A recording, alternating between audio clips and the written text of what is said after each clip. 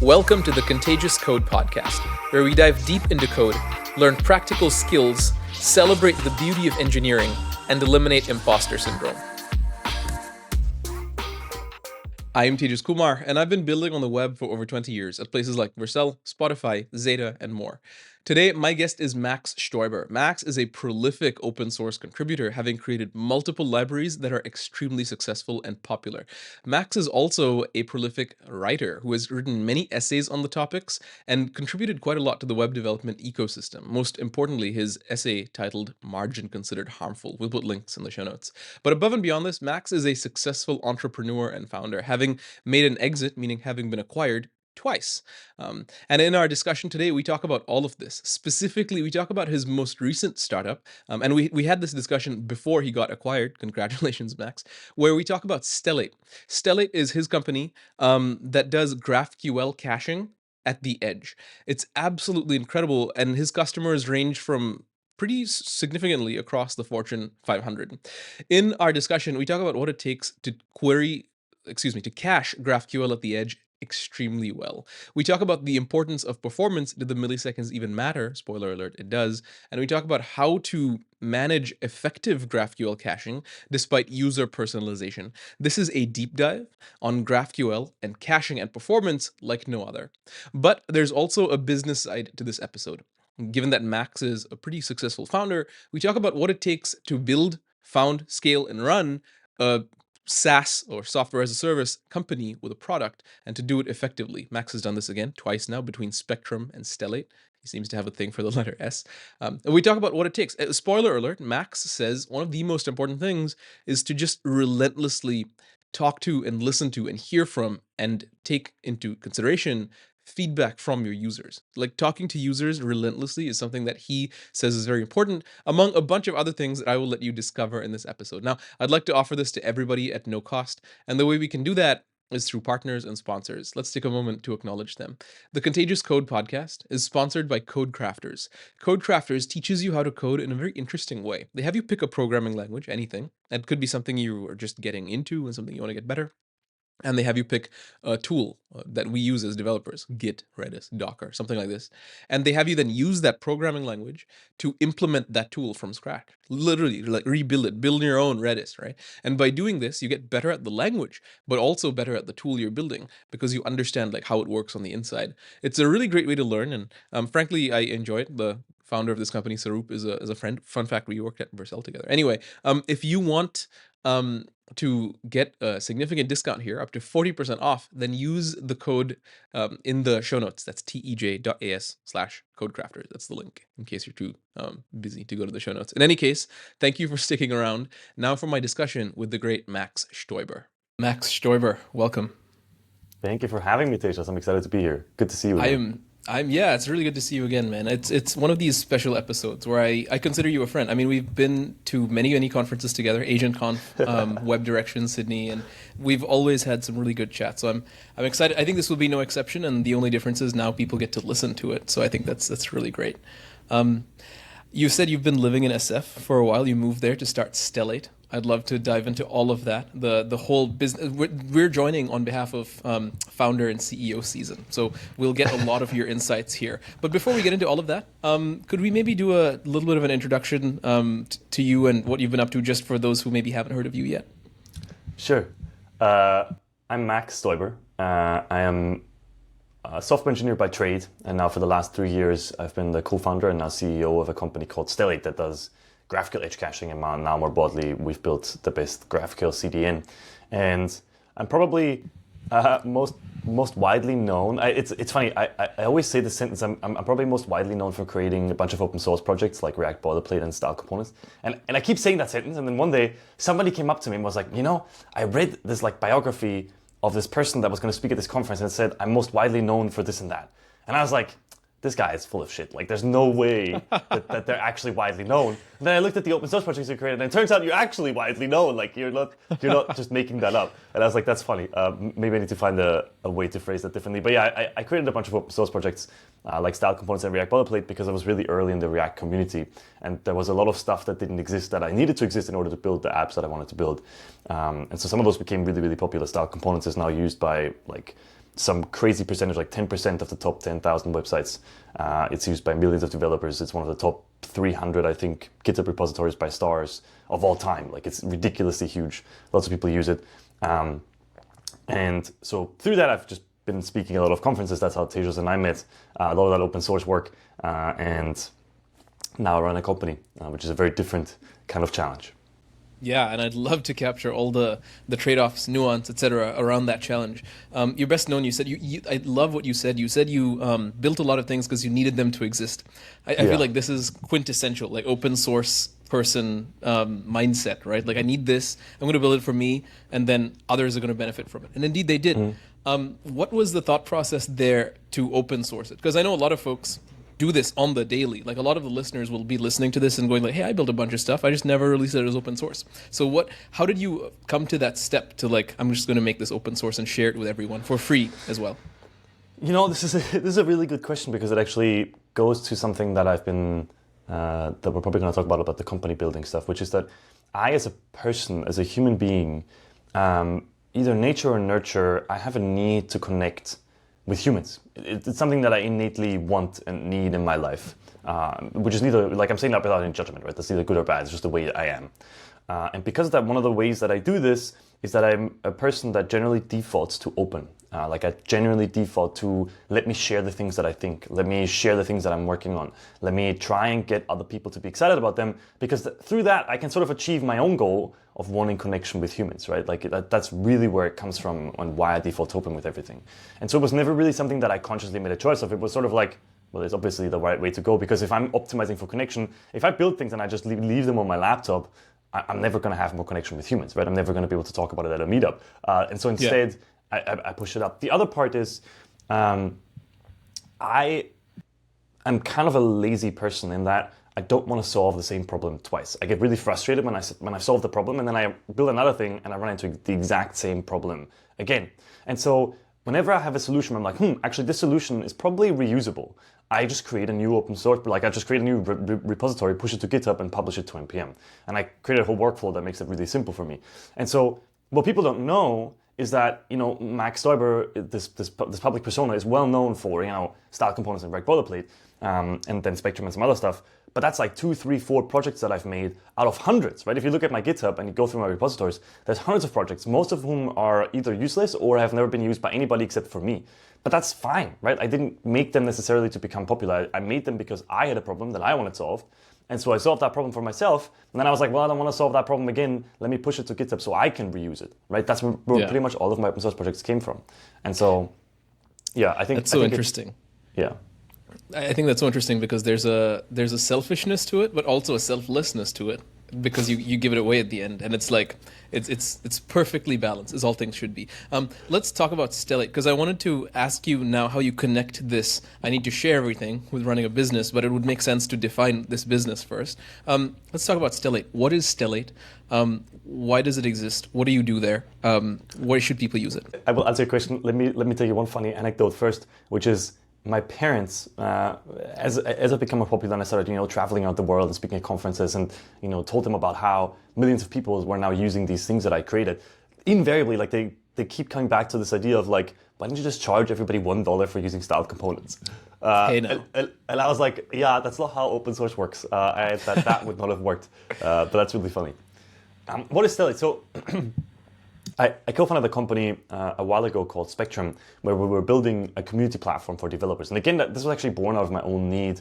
I needed a place for everybody that uses style components and everybody that uses reg boilerplate and everybody that uses some of my open source projects to talk with each other, right? Because I couldn't answer all the questions anymore. They became so big that it was impossible for me to interact with everybody, right? And so I figured if I connect all the people, they can answer each other's questions, right? And I don't need to be as deeply involved in doing that.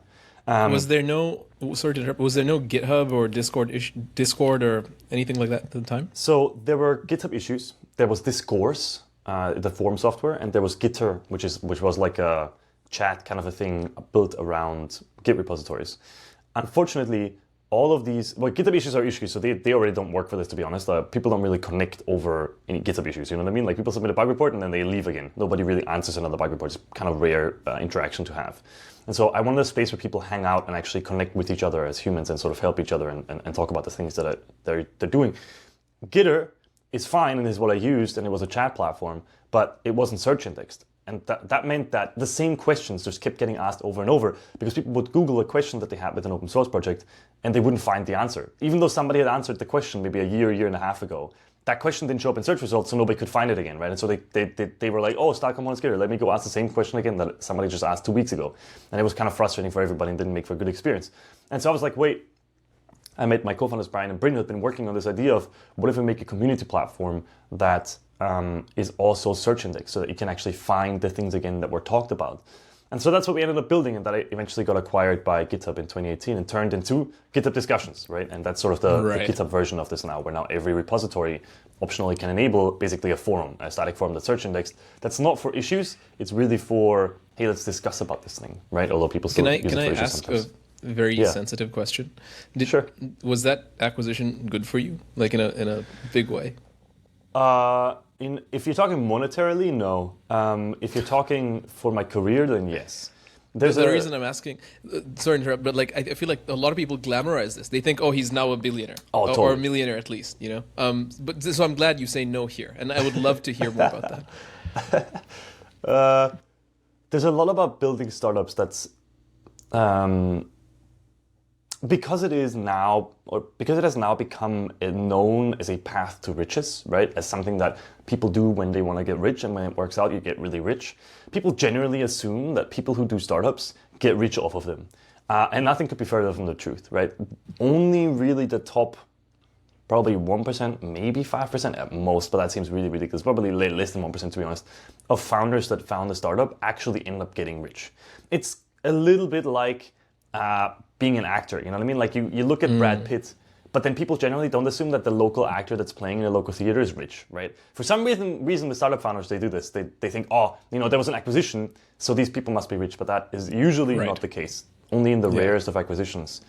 But also the most popularized of acquisitions do people actually end up being unbelievably wealthy. But those are extremely rare. And in fact, if I look at all of my friends that are trying to create startups, which is a lot of them, very few of them are unbelievably wealthy. There are some, but they're rare.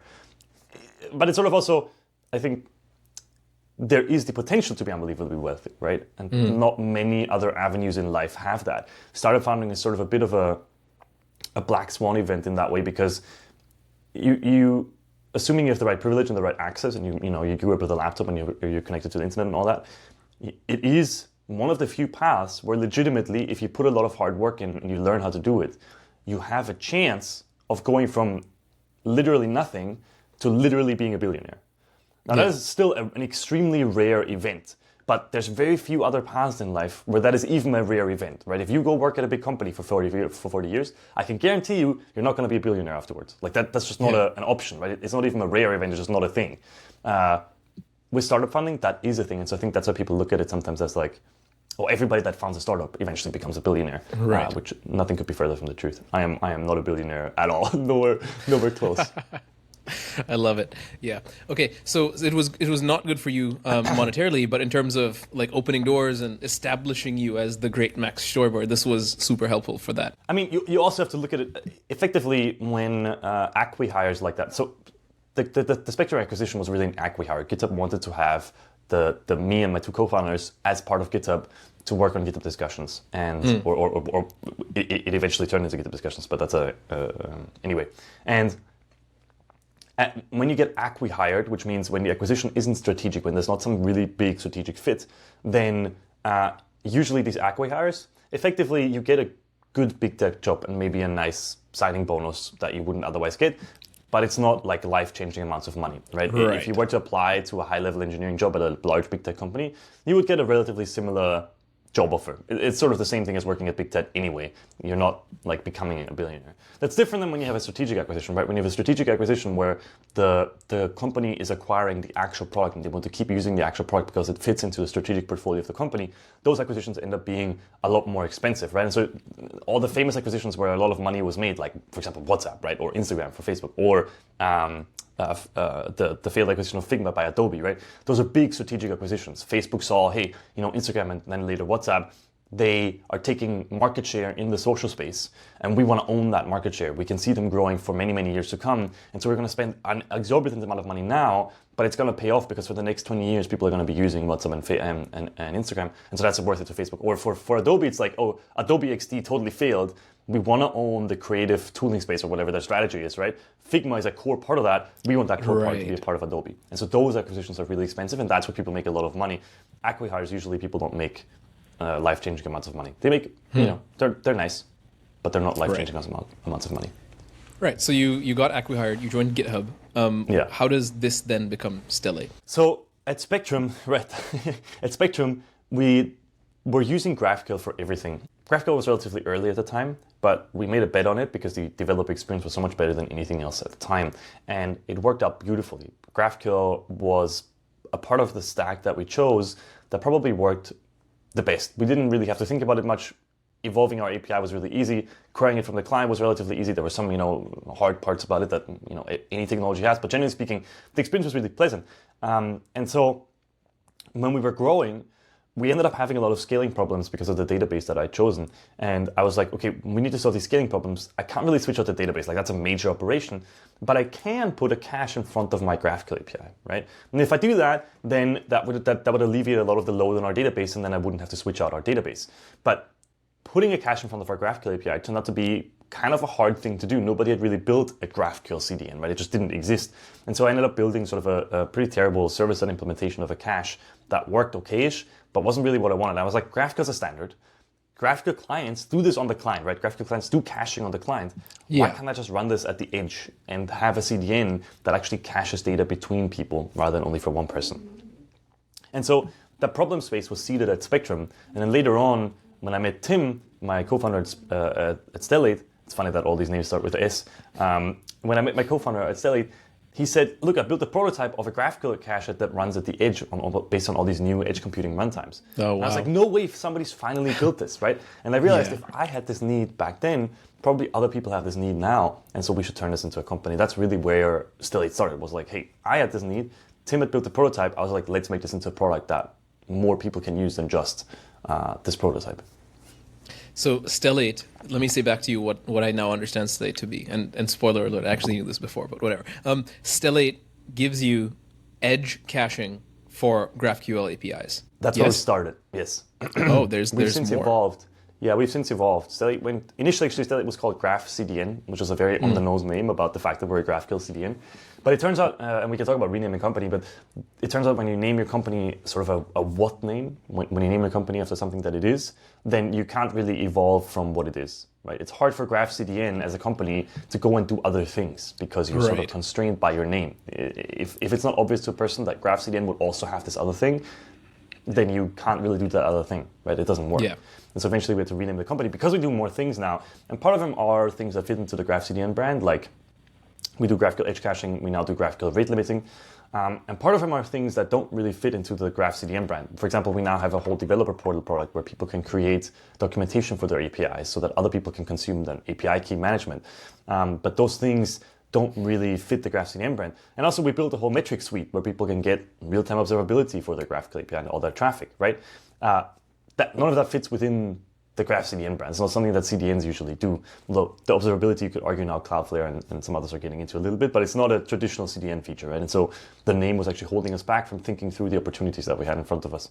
And so we ended up rebranding, but anyways, long story short, we do GraphQL edge caching, we do some GraphQL metrics, we do some GraphQL security, and also some API management. It sounds like a one-stop shop for production-grade GraphQL usage. Meaning if I have a Fortune 500 company and I'm using GraphQL, I probably should have Stellate in front of it or with it. There's some yes and no. There's some nuance to this. And that's also one of the big learnings that I had over founding this company. The hard part of making Stellate isn't necessarily the product, although the product is also difficult to build. The really difficult part has been building up a go-to-market motion. And that's a fancy word for saying we got to find the people that need the product and then actually want to buy the product, and then actually end up buying the product and being successful with the product, right? That part is really difficult because it turns out, for example, one of our learnings was that initially our thought was very similar to what you said. Hey, this helps companies that have GraphQL APIs in production. Anybody that uses GraphQL in production should be using GraphCDN and now Stellate. That's not true, because when you think about the actual use case for caching and the benefits it brings, there's really three main benefits that people talk about when they talk about caching. One is infrastructure sort of load reduction, which leads to infrastructure cost savings, is really the main benefit that people usually care about. The other one is infrastructure load reduction that leads to stability, right? That's what we face at Spectrum. And then the third one is performance, infrastructure load reduction that leads to performance because you're serving things from the edge. Now, the thing with caching is caching only works and can only bring those three benefits if you have data that is public and read heavy, right? If you're building a SaaS dashboard where users authenticate and they look at their unique data, then the only way you can ever have a cache hit is if the same user looks at the same data again.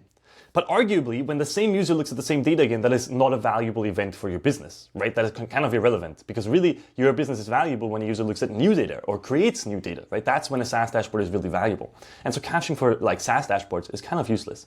It's really only useful for data that is shared between users, and ideally lots of users. So the main use cases that we see for the caching are e-commerce users and news users, because with e-commerce, everybody's looking at the same product, right? If you're looking at a shoe, everybody else is also looking at the same shoe, and you can cache that data at the edge. And not only that, but e-commerce has a direct connection between performance and revenue.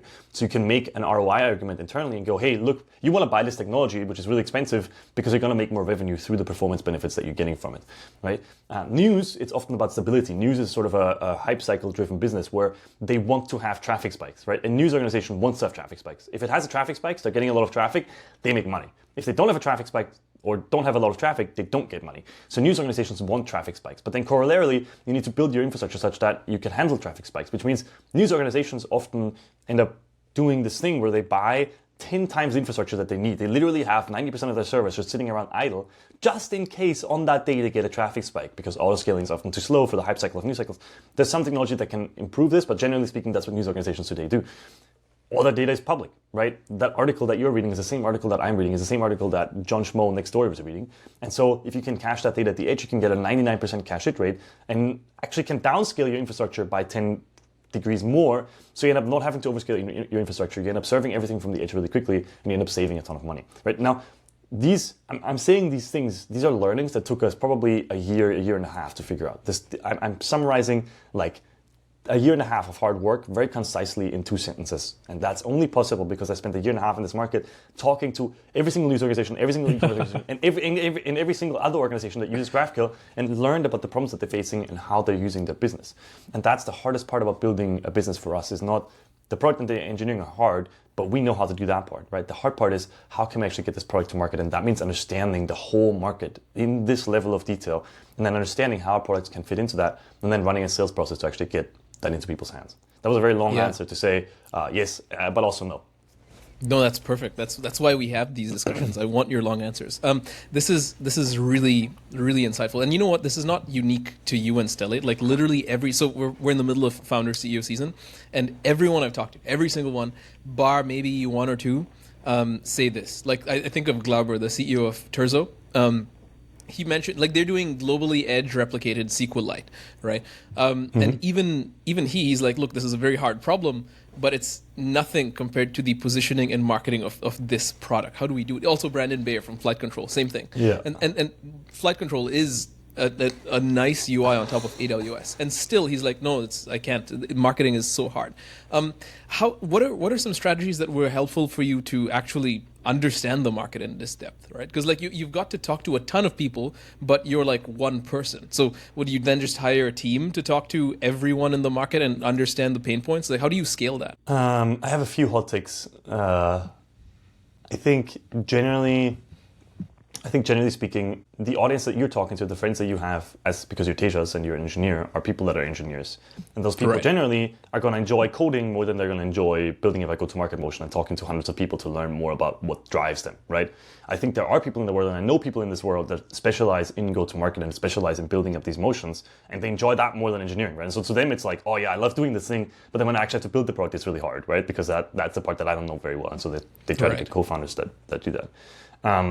I don't think it's inherently the harder part. I think it's just that the people that we are, for us, it's not the thing that we're naturally drawn to, and so it's not the thing that naturally comes easy to us. I think that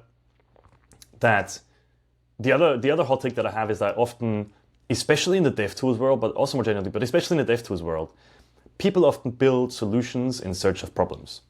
They're like, oh, and I'm not calling out Terso or flight control specifically. I know nothing about those businesses. They might or might not fall into this category. I just remembered thinking this. A lot of the DevTools startups that you see that sound really cool, they do sound really cool, but then they have no practical application, right? And they're just because it's possible, right? It's like, yeah, we can globally distribute SQLite to the edge. And then what? Like, why? Like, what business benefit does that actually bring to a business? Why would a business build their whole system on top of a globally distributed instead of just having a single SQLite or a single Postgres in a single instance, right? You have to be able to make an argument to a business why that matters to a business, rather than it's just cool technology. It's cool that it works now, and it has, it's cool to be at the edge. That's not a business benefit, right? No self-respecting business, I should say, is ever going to go and be like, oh, we're going to spend all of our engineering cycles, all of our core application architecture that's supposed to live for the next 20, 30 years on this thing just because it's cool. That's not a sensible decision to make. Right? That's not a logical decision to make. And so the businesses generally are very logical as like entities. There's a lot of illogical pieces inside of organizations, but generally organizations and people do things for good reasons overall. And so if you can understand the reasons why they act certain ways, then you can play with those reasons and actually influence them in certain ways. But anyways, that's sort of a hot take about DevTools businesses. There's way too many of them that focus on solutions, not solving actual business problems. Yeah. What was the actual question you asked? I went on a tangent, but I forgot the actual question you asked. That's good. I mean, some would even say the same thing is true for Stellate, right? It's really cool to do GraphQL at the edge, but why? And totally. You've answered this. And then the answer is because it saves your infrastructure load, your security, and performance. So the question was, what was your strategy to speak to the market and understand it at the depth that you have? We went through a very structured process that I really enjoyed, that I learned from a guy named Adam Franco. He wrote a book about developer marketing called, I think, the Developer Facing Startup, that he recently published. He's one of our marketing advisors. And he has this method where we did a lot of customer and general market interviews. Basically, we just talked to people in our target market. And we would ask them highly generic questions. Like, we would ask them questions that are non-biased, non-leading, and that are just very generic. Like, what are your problems with your GraphQL API? Which problems have you faced over the last 6 months that you solved, and how have you solved them? What problems do you foresee coming in the future? If you had a magic wand that you could wave around today to solve a big problem, what would you do with that magic wand? We asked very generic questions, and so probably 60% of the answers, maybe even 80% of the answers are sort of useless. They're very generic and not very helpful. But then 20% of the answers actually end up getting to sort of a nugget of information that you didn't know before. And so you're really digging for that 20%. Most of these interviews feel a bit like a chore because you're literally getting so much data back that is totally not what you need. But then you eventually get that one nugget and you're like, oh, wait, let me double click on that, to use really terrible corporate lingo. Let me double click on that nugget. How does that actually work in your organization? Who's responsible for that? Who owns that objective? Why is that a priority for a business? What impact does that have on your business? And suddenly you end up having this whole nugget that you can extract. Now, that's all fine and well. But anyway, so we did these interviews. We transcribed all of them. Now that's easy with AI. Back then we used the transcription service because AI wasn't good enough yet. And then we went over each and every single transcript and we highlighted 5 different categories of things. We highlighted every single time somebody talked about a pain. So whenever they talk about a pain, like, this is really a big problem, this sucks for me, like, we highlight those things. We highlighted gains. These are things that they want to achieve. They're not necessarily pains, right? It's like, I want my app to be faster is a gain. It's not necessarily a pain, right? They're not saying their app is slow. It might be fine, but they just want it to be faster. So that's a gain that they want. We highlight jobs to be done. So these are things that are their responsibilities. It's like, oh yeah, I'm responsible for the architecture of the system, right? That's a job to be done. We highlighted changes in environment, which is like macro themes of things that are changing over time. For example, now AI is a big thing, right? So that's a big change in environment. And when somebody talks about, hey, AI came into our business and changed everything, that's a change in environment that we want to highlight. And then we highlighted just other stuff that stuck out to us. Now, these 5 things, pains, gains, jobs to be done, changes in the environment, and then other highlights are kind of irrelevant. We then collected in a big literal Notion table, like literally just a Kanban board. And the important part there is that you're summarizing each pain, each gain, each whatever into like a small snippet. But that snippet has to be as close to the exact words that the people used as possible, right? And so then you have this board of these small snippets of 5, 6, maybe 7 words at most that are the exact words that those people used. And that's really important because the only way you can resonate with your target market is if you use those exact words to speak back to them, right? Because if somebody's like, my objective that I own at this big company is that our API reliability has to be above 99%. If you in your marketing say, we will help you get your API reliability above 99%, they'll be like, oh my God, that's my objective. I need to check out this product, right? But if you're like, hey, we help with stability of your services, they're like, is that really related to what I'm doing? I'm not sure, right? And if that moment of not being sure immediately makes them unlikely to check out the product. So the closer you can get to speaking the exact language that your market uses, the more resonance you will get. And so what you're trying to do in this stage is like figuring out what is that core of what they're saying, what is the 5 words that really summarizes what they're saying in their own words. And then you have to look at it through categorization and through personas, right? You have to look at that data and you have to go, okay, I have this huge database. We literally have a database of, I don't know, hundreds of these snippets. And then we categorize them into like, here are the themes, right? So often people talk about performance, right? So we tag everything that is about performance with performance. Often people end up talking about stability. So we tag everything about stability. And then when you order these categories by how many snippets each one of them have, you very quickly end up in a situation where you know what are the top categories of things that people care about, right? And then for us, that was performance, stability, and infrastructure cost savings. That was it. And then from there, our whole marketing sort of got sort of like crystallized, right? It's like, okay, these are the 3 things that people really care about in categories. And now we have the specific words that we need to use to talk to them that they are telling us is how they talk about it, right? So we want to make sure that we talk in that same way about it. And then that's how a lot of our marketing was created. And then the other thing you have to look at is sort of your ICP. And it's like, who are these people and why do they care about this? And is there a theme in these people where a lot of the same people have a lot of the same problem and speak about it in a lot of the same way? And if you have that theme, then that's a great market to go after because you can talk to that exact theme, right? And so for us, that's like GraphQL platform teams or DevOps teams that are struggling with performance at scale for e-commerce organizations or stability at scale for news organizations. And we can now talk to these people, but it's only because I've literally talked with hundreds of these people and I sat there for days and days and weeks and looked through this whole database of jumbled mess and was like, how can I make sense of this? It was a little bit like the meme with the red lines, where he's in the corner, like conspiracy theory, trying to redline it all. That's literally what I was like. I was like, what if I move this over here? Or if I actually take this, actually maybe this other part was the core of this snippet, but then it actually fits into this category and then, and then this category actually, and it's just a lot of like conspiracy theory connecting of things in your head, and you just have to stare at it for a while and unpuzzle this. Now, I say all this got us way better. We're nowhere near done. This is an ongoing process that happens all the time, right? But that is how we approach this problem generally. It's very systematically analyzing how does our market talk about the problems that they have and who are the people in that market that we need to talk to that have these problems that we solve. On the continuum of we've got absolutely no product market fit, we've got no traction, to the other end of the continuum is we've established it. People can't live without Stellate. We're having the pants on fire growth, as they say. Do you feel like on this time series, so to speak, after you did these interviews and adjusted your marketing to reflect that, these conspiracy theories and so on, do you feel like you could point to a moment in time where you went like, this is the return on investment on speaking to those hundreds of people and making the charts and so on? For sure. The difference in us being able to reach the kinds of people that we're talking to now was very different once I had the specific words and the specific persona on how to talk to these people. And I say that very generically because, and I will talk about product market fit in a second too, but we are literally talking with some of the biggest household brands that are news or e-commerce that use GraphQL, right? Pretty much all of them are in our sales pipeline, and all of them are people that I talk to on a regular basis that are wanting to use our products because we can speak to those specific people, right? It's not like generic marketing, and also the funny part there is our website is sort of useless, right? People often think like marketing, that's a website. Our website is sort of mostly useless for this. It's a little bit of a lead generator, but not all that much. Really, the way we generate leads is conferences and direct outreach. Like we literally have scraped the entire internet for every single business that uses GraphQL. Then we have people categorize it into e-commerce, news, or other, and then we literally figure out who at those organizations is responsible for GraphQL on LinkedIn or whatever. And then I just ping them. I literally just go, hey, it seems like you're using GraphQL. We're in the GraphQL space. We'd love to understand more about the problems that you're facing at your organization.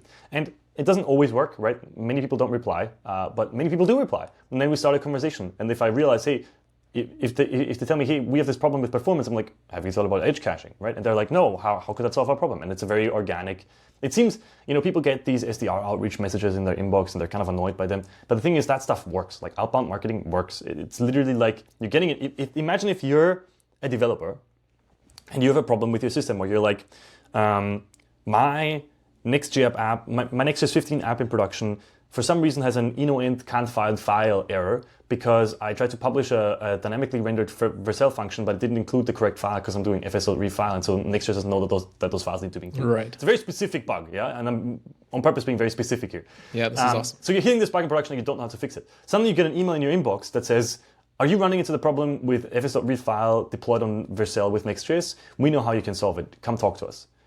I guarantee you developers are like, oh, marketing doesn't work for me. If they get that email, they will go, hell yeah, I'm going to hop on a call with you because I want to know how to solve this freaking problem, right? Yeah. And so that stuff works if you can speak the language of the people that you're trying to reach and you can actually reach the correct people.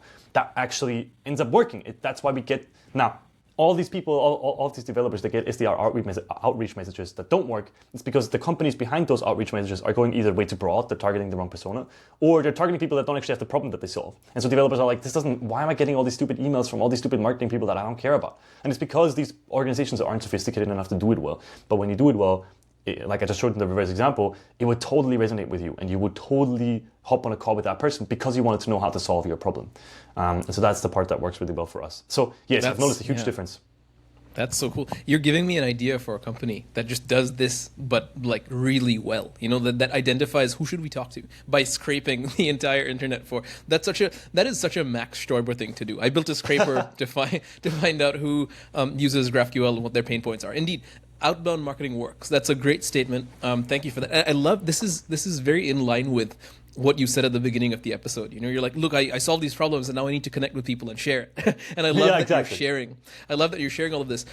You mentioned outbound marketing works. I want to double click on that to speak business a little bit, because you say it works, and it works because of finely tuned targeting where you find the right people and pitch them the right solution at the right time.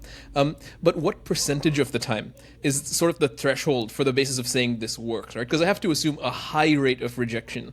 As you said, it doesn't work all the time, but sometimes it works. And do we say it works if it works 20% of the time, 5% of the time? Like what is the rate of conversion, so to speak? So that depends on, there's two factors, right? There's a rate of conversion and it depends on the market size. If you are a business that is doing something in a really, really large market where there's a lot of companies that need a certain thing, like in the DevTools space, that would be like Sentry or like Vercel, right? Vercel hosts websites. Every single business on the planet needs a website hosted, right? So their theoretical market is ginormous. No, and their SAP, I'm sure, is more nuanced than that. It's people who use React and who are modern and who use JavaScript and all that stuff. Right. WordPress sites are not going to be hosted on Vercel, so that cuts out a lot. But whatever. But broadly speaking, they have an immense market, right? And so for them, if they can have 0.1% conversion on that market, that's a lot of websites and that's a lot of revenue, right? And so for them, that's a great conversion rate. I don't know if they do outbound marketing, but I'm just explaining to you with examples, right? Or Sentry, error tracking. Every single app needs error tracking. Otherwise, you're going to have a problem when your users come to you with bug reports. And so it's like, okay, Sentry, if they can capture 0.1% of that market, that's a lot of people that are using Sentry for error tracking, right? That's a lot of revenue that they're making. That's a lot of money that they're making. Never mind if they do 1%, right? Or 5%. That's huge. That's an insane amount of money. But then corollarily, if you look at businesses that are more specialized, it's like, okay, for Stellate, for example, right? How many businesses are there on the planet that are e-commerce or news that use GraphQL in production at scale that are running currently into performance, stability, or infrastructure cost problems, right? That's a much smaller market than any business that needs to host a website, right? And so coherently, then the sort of flip side of that is that our conversion rate within that market needs to be much larger in order to get to significant revenue. If we only convert 0.1% of those businesses, that's not a lot of money. Right? Like that's not a lot of revenue for us, right? We need to capture a much larger share of that market. And so you have to think about it always as a function of the market size that you're going for, which is why with venture-backed startups and even with bootstrap companies, to be honest, you often see them strategically going for markets that are very large. Like if you think about SavvyCal, for example, or Cal.com as the VC-backed and bootstrapped alternatives to Calendly, they're going after a gigantic market. Who needs calendar scheduling? Yeah. Every single human being who works. Yeah. Like literally, you know what I mean? And so then it's like, if SavvyCal as a bootstrap business can get 0.0001% of the customers that Calendly has, that's a great bootstrap business. Like they're going to make enough money to live for the next 50 years. You know what I mean? Like that's easy. And getting 0.0001% of a market is not that hard of a challenge if you actually try to sit down and do it. It's just a matter of like, hey, let's find one persona for whom the current solution doesn't work optimally and let's make it work more optimally. For SavvyCal, at the beginning, that my understanding externally was like, that's people that care about design because Calendly sucks. It's an ugly Right. thing. And for me to send a calendar link to somebody, that's an ugly experience for the other person. They don't see their own calendar. They have to do all this stuff. Savvycal made it a nicer experience to socially send that thing. For Cal.com, it's like, oh, it's actually infrastructure. So if you need to use scheduling links at scale, and you need to have a lot of them that are automatically managed, you can either host Cal.com yourself, or you can use Cal.com to do that sort of automatically for you really easily, right? And that differentiates them from Calendly. It's sort of, again, this is my understanding of the market. I'm sure they have a different understanding internally. I'm not saying that that's the truth, but that's how I look at the market, right? But again, they're going after a market that's gigantic, and then they're trying to capture a tiny part of it, and that's enough for them to, under air quotes, win, right? For us, it's different. For us, it's a small market, and we have to win a ginormous part of it in order to win. Now, that comes with trade-offs, right? For us, that means we don't have any competitors. There isn't really anybody else that's doing GraphQL edge caching the way that we do, right? We're the only people on the planet that are focusing on GraphQL edge caching. So we're the only people on the planet that have things like partial query caching, that have things like metrics for caching, that can tell you exactly how cacheable your data is, that can tell you exactly how cacheable certain operations are now and then, and how much they're cached today, and how you could get to the place where you need to go with your caching. And so it makes... So then to talk about product market fit for a second, because this sort of leads to that question, do we have product market fit or not? In the market that we're in, our product is sort of indispensable. If you need GraphQL edge caching at scale, you sort of don't really have a choice other than to use Stellate. And in fact, a lot of our customers come to us and they end up just becoming customers because they're like, well, we need this. This clearly works. It's a good price. Yeah, well, this is a no-brainer. You know what I mean? Like, we don't have a choice. Like, it's sort of like, yeah, sure. We're not going to build this ourselves. That's way too hard. We need this product. But then corollarily, you also have to look at the other side of it, which is, as a venture-backed business that's raised $30 million, how can we go from there, right, capturing a big piece of a small market to capturing a small piece of an even bigger market, right? And so a lot of our product expansion has been for the purpose of, hey, this small market, we've built a great product. We know how to talk to people about it. We know how to get people to use it. We know how to make them successful. Now, let's figure out what other problems can we solve in adjacent spaces or in related spaces where we can actually solve a problem for a small part of a much bigger market so that we can increase our revenue corollarily. And that part hasn't played out yet, so we'll see how that ends up happening, but that's sort of the challenge that we're facing right now at Stellate. I want to circle back to this because this sounds like we can talk about the future and innovations that y'all are doing. But I wanted to ask you about the thinking behind this, because you said you had a smaller market. Obviously, like Vercel has a massive TAM, total addressable market, right? And so does Sentry and so on. You use these great examples. I have to assume that you learned about this sort of on the job. And maybe I'm wrong here. Maybe you knew this going in, but how did this play out? Like, was it when you started Stellate, you immediately sat down with your co-founder, Tim, and went, okay, how big is our market? Okay, so what percentage do we need to convert? Or was this learned later? Oh, we actually have a tiny little niche of people who use GraphQL, who are in e-commerce or news. When was that discovery, and how did you adjust if you needed to adjust based on that? No, the discovery definitely came from being in the market, right? Again, it came from talking to hundreds of people about this all the time and realizing, right, so it wasn't a lot of people weigh due diligence very heavily. They're like, before I get into this, I need to make sure I know everything. I need to make sure I know all the controllable variables, the total addressable market, all of this. It wasn't the case for you. It was, no, we're building the product, and somewhere down the line, this happened. Yeah, for sure. I don't think you can do the amount of due diligence that we did before doing the thing. Yeah. You're not gonna be able to have the conversations with the necessary people without actually doing it full time, right? Like, awesome. you can't go talk to hundreds of people using GraphQL at scale. Just going to them and being like, hey, I might be founding a startup, can I go and talk to you? It's like, what is that? You know what I mean? Like, it's not gonna work. Right. So I think that whole notion is sort of misguided.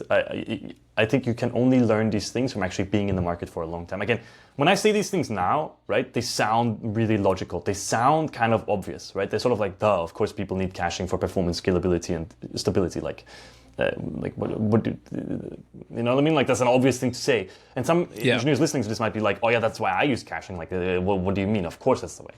That doesn't mean that the market understands it the same way. And so getting to an understanding of what exactly the market thinks about this is a very different thing and requires talking to a lot of people. And so no, we didn't know all of this at the beginning. We had hypotheses and we tested those hypotheses, but we weren't sure about any of this. And the only reason why I can phrase this now so clearly and logically and coherently is because I spent the last 3 years thinking just about this, right? That's literally 3 years of thinking about it.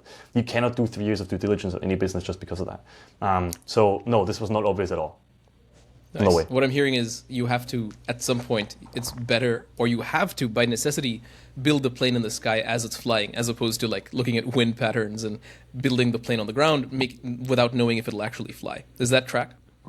Yeah, for sure. Fantastic. Let's double click on this innovation. I'm going to say double click now a lot because you started this.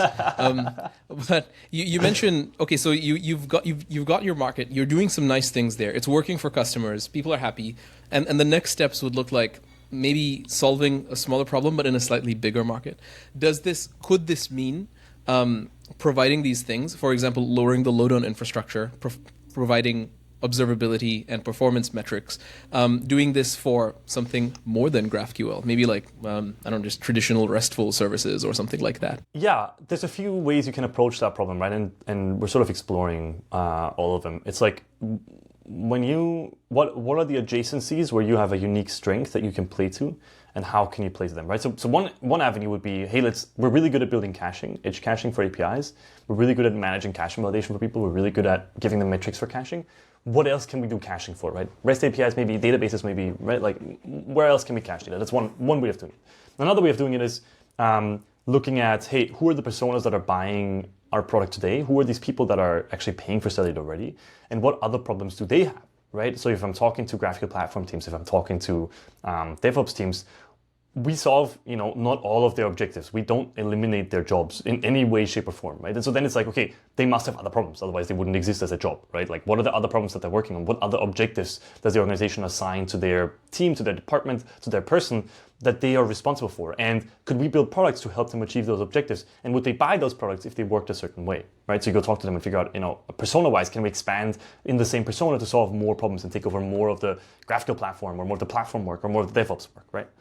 Or you go, hey, in the market-wise, right? Can we expand from like the GraphQL market to the REST market, right? And do the same thing that we're doing for GraphQL for REST. Or you can go, hey, in the GraphQL market, is there more problems that we can solve in the GraphQL market, right? Are there other companies in the GraphQL market that don't have a use case for edge caching, that have a use case for something else? And how can we build that thing, right? And so we're trying a lot of these avenues, and a lot of what we've done so far is playing to our strengths of, we are people that know GraphQL incredibly well, right? And a lot of the way that our product works actually wouldn't be possible outside of GraphQL. Like, you couldn't do our partial query caching with REST APIs. It's just impossible because of the way of REST APIs work and how GraphQL APIs, like, it's just another thing. And so then it's like, okay, let's leverage our strength of being deep GraphQL experts and having some of the foremost experts on GraphQL on the team. How can we solve more problems in GraphQL for people? Because we believe that not everybody at these organizations knows GraphQL as well as we do. In fact, few people do. And so maybe we can solve problems generically much better than they can solve them specifically. That's, by the way, also a hard part that I've learned to balance, which is, it is likely, so product businesses have the challenge of having to build a generic solution that works for any instance of the problem, right? The same thing applies to open source libraries or anything else. It's like when you're building styled components, a CSS and JS library, you have to build a CSS and JS library that works for every single person that wants to use CSS and JS and solves their problems, specific their problems.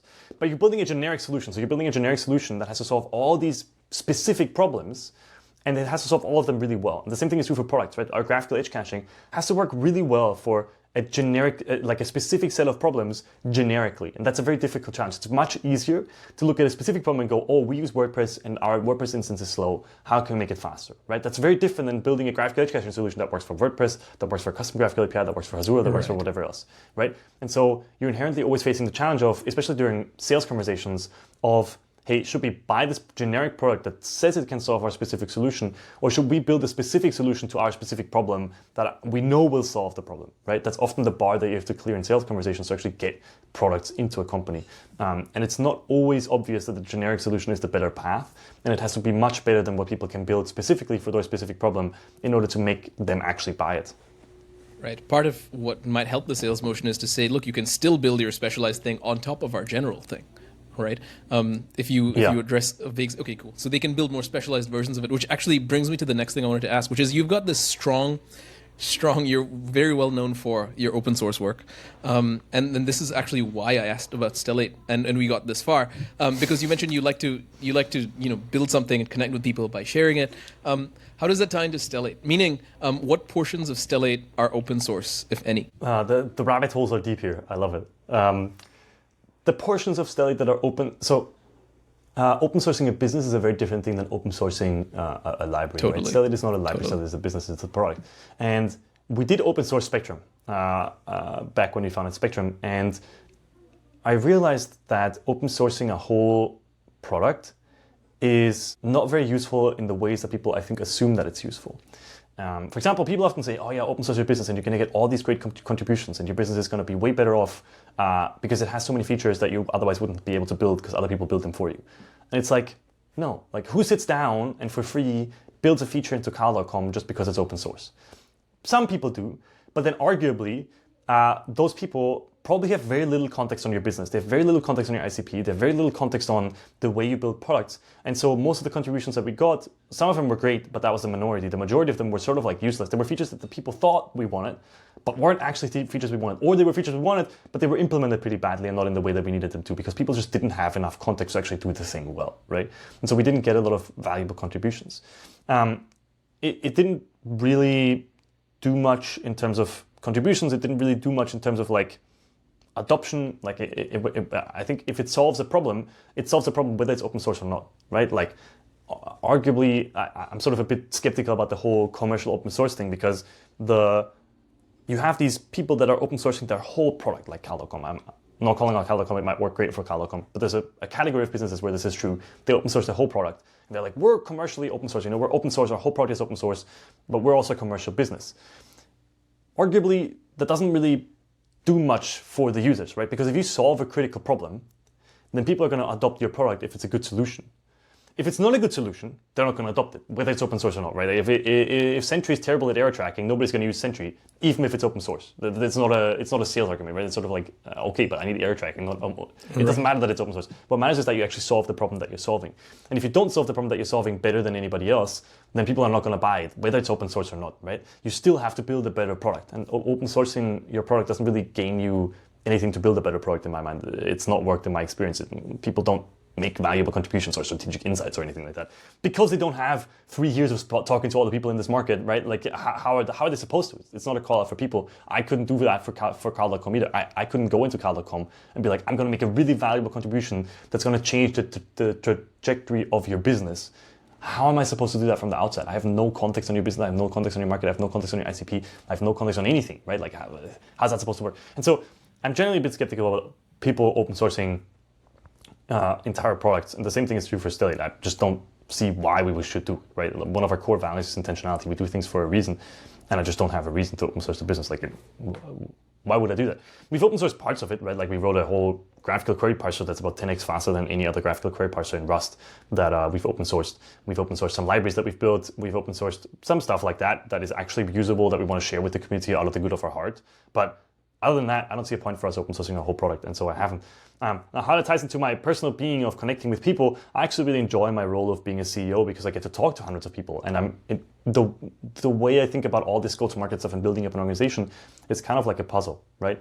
And you come into a puzzle, but it's a puzzle with fog of war, if you know what that is, like from Age of Empires and all these other video games. Fog of war is like you don't have full visibility into all the pieces that you have. And then as you're talking with people, you're unlocking sort of new puzzle pieces that you then have on the table. They can try to connect in new ways to have new insights and have new data, right? And I really enjoy solving that puzzle, and it requires me to connect with people at a quite a large scale. So I feel very fulfilled in my role. And I also still code, which is something that I really care about. But broadly speaking, I do feel very fulfilled in my job, and I enjoy my job very much. Yeah. I fully agree with you about open sourcing the entire product. And this also ties into exactly what you said at the beginning, right? Like when you make an open source project like Style Components, it's because you solved a specific problem that you had and you didn't want to solve it again. And so you push it up for yourself. And like with Stellate, like an entire product, it's a product. So you're not going to rebuild the entire company again. So why should you make it reusable and clonable via open source? I agree with that. My question was more because I wanted to ask you about some of the internals of Stellate, and I was wondering like what we could talk about and what we couldn't. So I will still ask you, but if it's like secret sauce and you don't want to talk about it, you can just say so. You mentioned partial query caching multiple times as this like edge, as this competitive edge, pun intended, product or feature.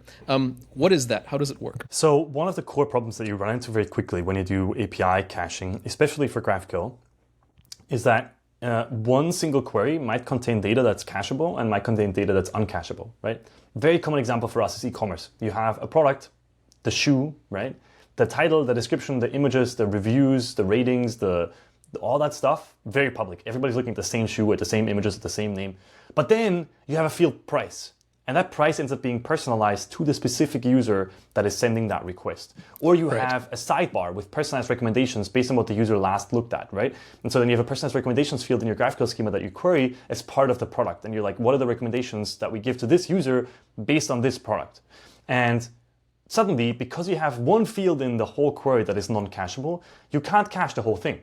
Right? Like you literally just can't cache it because it contains non-cacheable data that's personalized. So your cache hit rate is effectively 0. This problem is maybe slightly more apparent in GraphQL APIs because you can query arbitrary data, but it's equally present in REST APIs because I can guarantee you that there's /v1/product/1 endpoints that return a price field that is personalized. In fact, in a way, GraphQL is almost better for this because you actually know which data is being returned from each query, and you can set rules based on the fields and not on an endpoint. So every single time the price is queried, you can actually apply partial query caching. But anyway, that's a different topic. And so partial query caching allows you to say, hey, product data, super cacheable. Cache it publicly for a day. We will invalidate it whenever it changes, so you can cache it for a long time and just serve it to everybody the same. But then the price, either don't cache that or cache it only for a specific user. And at Stellate, we will, at the edge, so the request comes in with this query that fetches a product and its price. At the edge, we will automatically split up it into its cacheable and non-cacheable parts. We will stream back with the deferred directive the parts that are cacheable that we have in the cache to the client immediately. So all the product data arrives at the client in about 30 milliseconds because we stream it down to the client and the client can render it. While in the background, we refetch the non-cacheable data from the origin, the price, for example, if it's personalized. We fetch the latest price that's personalized from the origin and then stream it back to the client once we have it. So the client gets full performance of their cache. Their origin basically just resolves some data as it always has. And we sit in the middle and we make sure that everything happens as efficiently as possible from the client to the origin, full stack, right? And we do that basically fully automatically. You only have to configure the rules that tell us which data is non-cacheable and which data is cacheable, and we do everything else for you, like literally.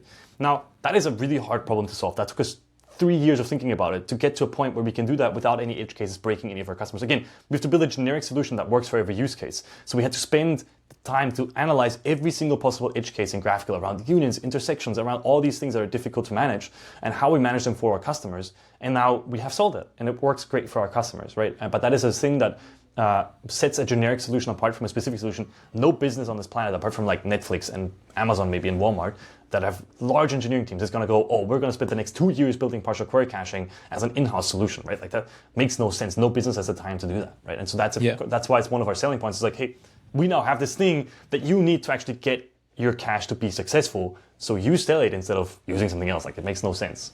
Yeah. That's a real killer feature. Thank you. That's so cool. We talked about what it is, but now if we can, I'd like to talk about how it's built, because it's so cool. Yeah. So let me say back to you how I would try to use this feature. It's probably wrong, and this is I would love to get your correction here. So if I wanted to take advantage of this, I would let's say I'm not using some specialized SDK or client or something in my application. I'm just using fetch, Node.js fetch, and I fetch from some endpoint that Stellate gives me, and I include my GraphQL query here. And it contains, fields that are cacheable, as you mentioned, and maybe the price is not cacheable. So I send this request, I .then, and I serialize it to JSON. How does the price arrive later than the other fields in this case? Or am I missing something? No, so the one piece that you need to know is that almost everybody that uses GraphQL clients, right? They use a specific library for fetching from their APIs, and almost all GraphQL clients today have support for streaming built in. And the way that works is you define your query, and then you say use query, for example, or you say something else that whatever the API is for Relay or Apollo or Urkel or whatever, right? And those libraries understand how to handle streamed responses. And so you send back a multi-part response that has first the data for just the cacheable pieces. And then the field that is non-cacheable that we fetch from the origin is nullable. And so the UI has to show, hey, if price is null, show a loading indicator for the price. And then as soon as that comes back, Apollo client or Urkel will re-render your app with the price being included. So React will just re-render with the price and will render the buy button or whatever it is that you're rendering based on the price or the price, right? And so that all happens almost automatically. Like from a user perspective, you don't even have to think about it. The only thing you have to think about is now you need one more loading state for when the price is still loading, right? That's it. But how how is this? Is this just HTTP streaming? Because when you mentioned this is a very hard problem, I kind of capture it's partially hard because GraphQL APIs respond with JSON, and JSON you can't just stream like random chunks of JSON, right? That's the easy part. But JSON is opinionated, meaning you have to have a curly brace and double quotes, and so if you stream an incomplete chunk of JSON, it's not going to validate on the client side. Correct. No? Correct. This is why GraphQL has streaming support built in. There's a defer directive that you have to add that tells the client that parts of this query are deferred. And then there's an underlying transport mechanism that where you respond with full JSON responses all the time, but those JSON responses have an extra field that says has next true or false, right? And that tells the client, is this stream complete or not? And then you stream back a response, like the second response that comes back doesn't just include the data for the price. It includes the data for the price, and it tells the GraphQL client, hey, here's the price, and here's how the price fits into the JSON structure of the previous response, right? And then the client knows how to put that in the correct place and then re-render the app with all of the data. All of that is just GraphQL. Like that's just a GraphQL language feature that exists that people have figured out. That's just a transport mechanism that GraphQL has. We just hijack it and use it in a way that maybe it wasn't necessarily built for to accomplish the goal of being an intermediary between the client and the server that does caching. But broadly speaking, that just exists in GraphQL. Like it's just a GraphQL feature that we don't even have to think about. And no, we don't send incomplete JSON responses. We always send complete JSON responses.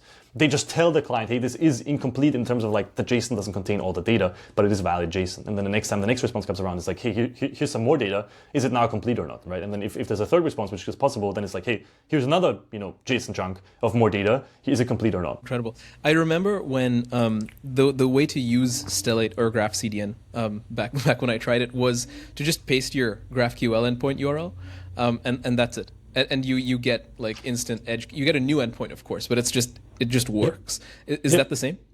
It's still the same. You paste your GraphQL API URL, you pass your traffic through us by updating your client to send it through Stellate, and then we proxy it to your origin. Immediately you get metrics out of the box, and then you can configure cache rules in your schema with just a directive on individual types of fields, and then those things will be cached when they pass through our edge gateway. That's it. Does Stellate under the hood override the resolvers? It has to, or maybe it has custom resolvers to do this sort of deferred loading of the price, so to speak, or? So this is one of the fun parts of having done this for 3.5 years. That will be a solution that will be sort of naive because it turns out you don't actually need resolvers for any of this. Really, and this is also, like I said earlier, we open source this GraphQL parser written in Rust that's 10 times faster than every other GraphQL parser. That is a bit of a cheeky thing to say because it is 10 times faster than every other GraphQL parser because we don't actually need a GraphQL parser. The only thing we need to know as Stellate is which fields and types are in a query, and then connect those with the cache rules that people have configured. We don't actually run any resolvers. What we do is we create smaller chunks of GraphQL queries that are the individual pieces of the partial queries that are cached, right? So the public product data and the price, the personalized recommendations. We create those individual chunks, and then we check, is that chunk in the cache? And if not, we'll send it to the origin, and then when it comes back, we'll put it in the cache and then serve it to the client, right? If it is in the cache, we'll take it out of the cache and we'll just remove those fields from the GraphQL query and send the rest of the GraphQL query to the origin to get the data that we don't have in the cache. And so we don't actually run any resolvers. We don't need to. We just need to understand what is in a GraphQL query, what is in the cache, and then be able to put together a GraphQL query that only fetches the data that we don't have in the cache and send that to the origin. And there's a bunch of logic in there. Like it's a hard problem. I'm not downplaying it, but actually the solution isn't run GraphQL resolvers. We have 0 resolvers in our H code. We don't run any resolvers. We don't care about resolvers. All we care about is what data is in this and is it in the cache or not. Very simplified, but broadly speaking, that's how it works. This is awesome. No, I'm smiling because this is so genius. It's one of these things where it's like the most elegant, minimalistic Occam's razor, right? The simple solution is often the best. That is so cool. So if I understand correctly, what you're doing is you receive the query at the Stellate endpoint now, and you use this blazing fast Rust parser to break the query apart and just dynamically fetch different portions. So you run portions of the same query and then cache what needs to be cached and proxy the others to the origin to get uncacheable data. Yeah, a simplistic version of how this works would be the query comes in, it has a bunch of fields and types. We basically just create an array of every single field and type that's in the query, and then we loop over that array to check what do we have in the cache and what do we not have in the cache. And then everything that we have in the cache gets stripped out, and everything that we don't have in the cache stays in the array. And if there's more than one in the array at the end, we put together a new GraphQL query that just contains those fields, send that to the origin. Everything else gets streamed back immediately in the correct format that matches what the user requested. And then once that comes back from the origin, we also stream it to the client. Right? There's a lot of nuance and edge cases to this, but broadly speaking, yes, that's how it works. This is so cool, man. This is why I love this podcast. I get to talk to like brilliant people about their sophisticated products and understand it deeply. You mentioned when we talked about my basic example of using the Fetch API and why that's a bad idea. You mentioned you need to update some UI state, meaning you need to add a loading spinner for the price because that's going to come later. You obviously, I think it's no secret, you've got like tremendous experience on the front end, but now we're talking more about infrastructure and backend and proxying this and that. So you're quite full stack. Do you feel like this works to your advantage being the co-founder of Stellate? That's an interesting question. I have stopped thinking about myself as a front-end person a long time ago. And I think it's because I'm just really focused on solving problems. I don't actually care where in the stack they appear, and I feel comfortable in any part of the stack to solve them. Like I can read our Rust code. I don't write a lot of Rust today anymore, but all of our HK was written in Rust. All of our people write Rust, and so I can read Rust code. I can review what they write. I'm not super deep into Rust, but I know enough to be dangerous. I know enough to be dangerous about databases and AWS and hosting and infrastructure and all that. Same thing with the front end. I happen to have more context on a lot of the nuanced front end topics, but those are truthfully less relevant for businesses. Like no business really cares about how exactly your Webpack is configured under the hood of Next.js. You know what I mean? Like that's not relevant for many businesses anymore. And so really what I care about is solving problems, and what I'm good at is thinking through problems and figuring out these puzzles with other people. And that doesn't necessarily require or not require specific technical knowledge. It just requires knowing about how to solve problems is, I think, the hard part. And so I don't think my front-end background is necessarily an advantage. In fact, I think on my own, it would have taken me much longer to build something like Stellate, but thankfully I have Tim, who has a lot more of that infrastructure background, and so was able to build up that prototype much quicker, and then we could turn it into a product together. And now we have a great engineering team that does all of that much better than I ever could. And so it's a matter of solving problems and then hiring people that can do the things that I don't know well enough to do them well. Right. But yeah, I ask because there's a ton of founders who they don't consider themselves technical founders, right? They're great at marketing, they're great at positioning, but in terms of front end, back end, or full stack, they're not fully competent there. So then for them, would the advice be just find a co-founder who's a complement to that? I guess so. I think that's a generally accepted wisdom, and I don't have to go against it. I think that makes sense. I think the question is at a higher level, right? How can you solve the problem that your market has? And often that requires, if you're building technical solutions, a technical implementation. And so then you need somebody to be able to do that. Or you need to find a way to do that without a technical person at your company.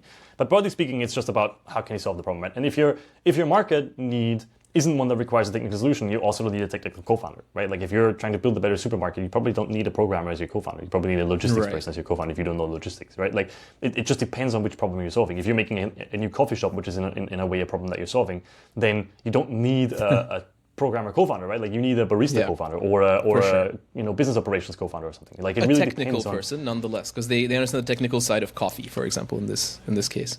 Yeah, I don't know of many pure. Let me see if this is actually true. I'm not sure if this is true, but I'm going to say it anyway. So what are we saying? With a grain of salt. But it's like if you, I don't know of many pure business co-founders that go very far. Like you need to have, because the hard part about business isn't the generic part of business, right? The hard part about building a startup from the ground up isn't the things that you learn in an MBA, right? It's not about how, how you brand a company. The hard part isn't like the generic solution for how to run a process to brand a company. That's not the problem with branding a company. The problem with branding a company is figuring out what the heck does this business stand for specifically. That's the hard part, right? And to understand that part, it's not like, I need an MBA and then I need to run this whole process and I need to know how to run this process at scale with many different stakeholders. That's completely irrelevant. What you need to know is, what do I stand for? And in fact, I'm going to use this as a segue into a totally different topic, which is one of the things that I didn't appreciate about leadership and about leading a team or building a company is that the way that I am as a deeply core human being to me is reflected in every single inch of my organization in very strange ways. And I'm going to give you a specific example to illustrate what I mean. Again, one of my deep human needs just as a person is connection. It's one of the reasons why I am who I am. And whether it's nature or nurture, I don't know, but it's just a way that I know this about myself now. I learned this over the last years. And one of the implications of this need for connection is that I'm generally not a person that gives redirecting or constructive or negative feedback. right? I generally shy away from it because it's a disconnecting event most of the time, right? People are not very great, generally speaking, at receiving redirecting feedback. Even if it's phrased well and it's well intended and it comes with good intent, people generally don't receive those things very well. It's just a human nature for us to like, ooh, somebody just said something negative to me. I don't want to, in fact, if you're listening to this and you want to know how to level up your career, get really good at receiving redirecting feedback because you're going to get more of it and thus you're going to grow much faster than everybody else. But anyways, people generally are pretty bad at receiving redirecting feedback. And thus I don't give very much of it because it goes against my core nature as a human of like, I want connection. If I give redirecting feedback, I get less connection, right? So it goes against my grain, sort of. Now, that in turn though means that as an organization at Stellate, because I am this way and I am the leader of the organization, and so implicitly I set the example for the whole team, our whole organization doesn't give enough redirecting critical constructive feedback, right? That's just not a thing that we do enough of. And so sometimes we ship things that aren't as good as they could be if people spoke up about the ideas that they have in their head or the feedback that they have in their head. Now, that means the way that I am, from a core human being of being nature and nurture, I am now the glass ceiling for the whole organization to only be as good as it can be because of how good I am at being myself, right? And so one of the things that I've had to learn over the last 3 years is one of the best ways as a leader when you have an organization of people to actually lead that organization of people is to get better at being yourself. I now understand this about myself. I didn't before. And so now I can act in ways that go against this or that work around this, right? And I can find ways that feel comfortable to me to give redirecting feedback and thus build up an example internally of how to give redirecting feedback in ways that feels comfortable to me to set the example that everybody else will also do this, right? And so up-level my organization through being better at being myself. An example from the industry that often gets called out, that was a big drama back then, was Uber, right? Uber under Travis Kalanick's leadership was super bro-y culture. Lots of assholes at that company. Famously, they, were not a great corporate culture. And then eventually, once they were super successful, Derek came in and cleaned a lot of that up. But if you think about it, Uber won, right? And I'd argue that they won because of that culture, right? They won because they had a bro-y culture and they were super aggressive. And so they just went globally against all the regulators, against all the cities, against all the markets, all at the same time, and were extremely aggressive about it. And that's how they won. That's what they needed to do to win in that market. And I have never spoken with the guy. I have no idea if this is true, but I'm almost 100% certain that Travis Kalanick knew exactly that he's a bro and he's an asshole. Like as a human being, he understood this about himself because otherwise he wouldn't have been able to do this. He knew this about himself and he connected that with the market, whether intentionally or not, I don't know. I think it's intentional because he's a pretty great guy. I think to be able to be so successful, maybe he just got lucky. But he found the market where being a bro and an asshole actually ended up being the thing that allows you to win, right? And so the way he was as a human being and the market he was in were a perfect fit. And then because he was that way, his whole organization ended up being that way, right? And this whole organization was laser focused on winning this market in the way that the market needed to be won. And that's why they won, right? Now, publicly that led to a lot of drama, internally the culture was terrible and whatever, like that's fine. But they won, and that's how they won, because of the way that Travis Kalanick is. I actually have no idea if he's a pro, and I've never met the guy, right? But inherently, because his organization ended up that way, there's no way that he isn't in my eyes. Like the reverse conclusion has to be true. And so he has to have been a bro and an asshole, and that just happened to be the thing that ended up winning in this market. And so you can look at that and you can go, oh, Uber was a terrible culture, he's such an idiot, like he's not a good person, like but he did exactly what he was supposed to do. And if it wasn't intentional, he got lucky, then he got lucky. But to me, there's no way you do that accidentally. Like that must have been him being deeply introspective about who he is and being like, I'm kind of a bro, I'm kind of an asshole. You know what I mean? Like I like being brash, I like being harsh, I like doing things aggressively. So I'm going to go find a market where that is going to let me win. Whether they did it intentionally or not, again, I have no comment on any of that. But it's like, to me from the outside looking in, it's an obvious example of something where it works, right? When you have a fit between the way that you are and the market that you're in and the team that you're building, it works. And even though externally it gets, criticized and is sort of a negative thing in the press and was a big drama, they won, right? And so inherently I have to figure out as a leader, who am I? Why am I the way I am? And in what ways is that good? In what ways is that bad? For example, one of the ways that it's good, I'm talking about negative things, one of the ways that it's good in the way that I am is this default to open thing, right? It's a core value of the company, default to open, because I, at my very core, want to default to open. And so internally at Stellate, we're super transparent, which is great because it gives people more information to make decisions at the edges. They don't have to involve me in everything, right? Like it just scales much better. It's great. For somebody that is different, right, a leader that is different, that's like, hey, I actually don't like sharing things. I'm kind of scared about sharing my ideas. One of the problems they're going to run into is that their people are always going to come to them to make decisions because they don't have the data that they need to make the decisions, right? So then that's a problem that they need to deal with in their organization. And they need to be introspective about why am I the way I am? Can I change it or can I work around it? Or is this a way, like, can I play this into advantage for the organization that I'm in or not? And then you're kind of stuck in the glass ceiling of that founder, right? I so love all of what you said. It's interesting about the Uber case because I think ultimately it comes also down to what you value the most. Because if you do value winning and winning at any cost, including the cost of the mindsets and health of the people around you, then yes, Uber won because he valued winning. But if I think a lot of founders also, I have to believe, just value like we want to create a nice environment for people. And in some cases that means we lose, and they're usually okay with losing. Like for example, Gabe Greenberg, CEO of G2I, like they're not they're not going to be a unicorn in the next 6 months, as far as I know. This is maybe bad of me to say, but what they do well is they really like make sure the people in there feel supported and healthy and good. Like for example, I was told once, Max, I got a PIP one time, a performance improvement plan, because I was being like this Uber guy. I was being a huge toxic bro. I was like, why didn't we ship this? What's happening? Why are you guys so slow? And on top of that, like I'd get pull requests and the attention to detail was low enough that I was like, you call yourself an engineer? What is this? And I was very, very, like that. And I ended up getting a PIP, a performance improvement plan, which was basically like, listen, if this continues, we're going to fire you. And I was told explicitly from the founder, if people are not investing, if people are not working hard and shipping rapidly, and we maybe miss a deadline, but everybody feels supported and happy and healthy, then we still, that is what our definition of winning is. If we don't make any money, but people feel like they can thrive, then for us, that's winning. And I was like, this is so weird, but cool for them, So I think the question of like, what do you value comes into play here.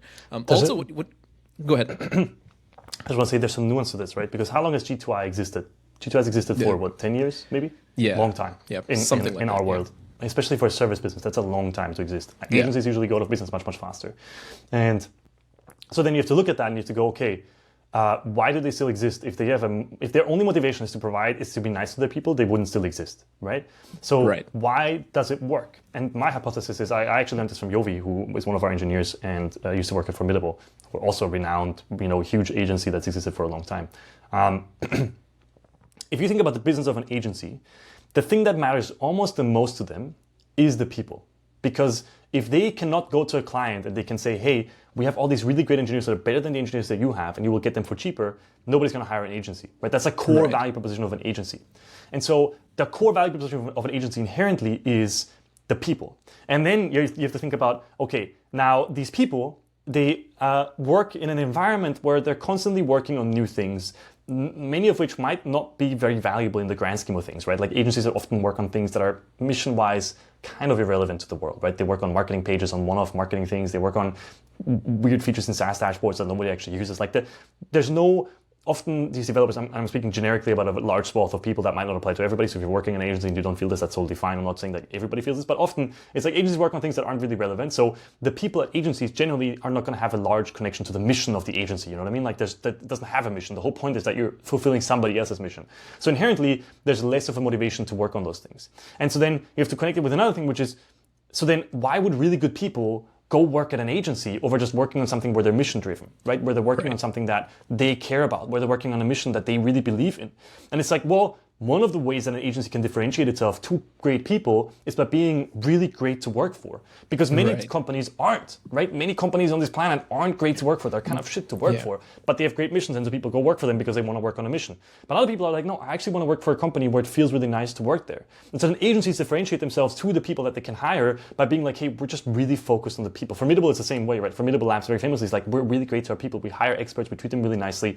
The work might not be super interesting, but we will promise you a great work environment, right? And so then suddenly, now that's a competitive differentiator as an agency, because now you can retain really great people for probably much longer than any other agency can. And so then in turn, you have a higher chance of getting more clients and growing, right? And so inherently, you have to look at that and be like, yeah, Gabe says this, and it's probably a very strategic, I don't know if he's doing it intentionally or not, but to me, it's a very obvious choice as an agency to care about your people. If you care about the longevity of your business and you care about the success of it, I think it's a strategically smart choice to care more about your people than you care about your clients, because the people are the differentiator, not the clients. There's always going to be clients. Right.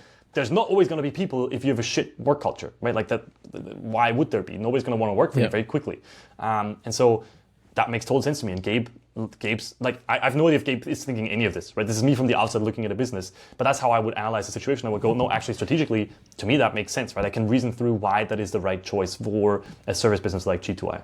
Right. Yeah. And when you think about companies like SpaceX and Apple under Steve Jobs, where it's people are working nights and weekends and they give up their whole life for this, it's because they are, exactly as you mentioned, extremely mission driven, and they care about the work. And to them, winning is we revolutionize the entire phone market. Right? And they align on this vision. And so, yes, it may be broy, it may be toxic, but I'm building something that's worth all this pain. Does that track? Oh, for sure. And I will Yeah. also say that this is one of the biggest cultural differences between Europe and the US, and part of the reason why I personally moved to the US. In Europe, nobody thinks that way. In Europe, nobody cares about the mission. That's so true. Right? That's very true. I'm going to say that very broadly. In Europe, people generally, on average, with all the people that I know, and I know a lot of people in Europe because I grew up there, and on average, people care about having nice work-life balance. That's the main thing people care about. It's true. The main thing people care about in the US is, am I doing something with my life? Especially in Silicon Valley. This isn't true for all of the US, of course. Like, the US is gigantic. Europe is too. It's also not true for all of Europe. But in the US, on average, probably, and especially in Silicon Valley, more so than anywhere else, the thinking is, how can I change the world, right? And that sounds really trite and stupid to say, but it's really like, how can I, as a human being, I've got one life. I want to do something meaningful with it. How can I do something meaningful with it? Let me go to Silicon Valley and try and figure it out, how to do something meaningful with it. I will have a chance of doing something meaningful with it. Very few people in Europe think that way. Much fewer than in the US, and definitely, I mean, Silicon Valley is sort of a bubble of just that, right? But even much fewer than in the US.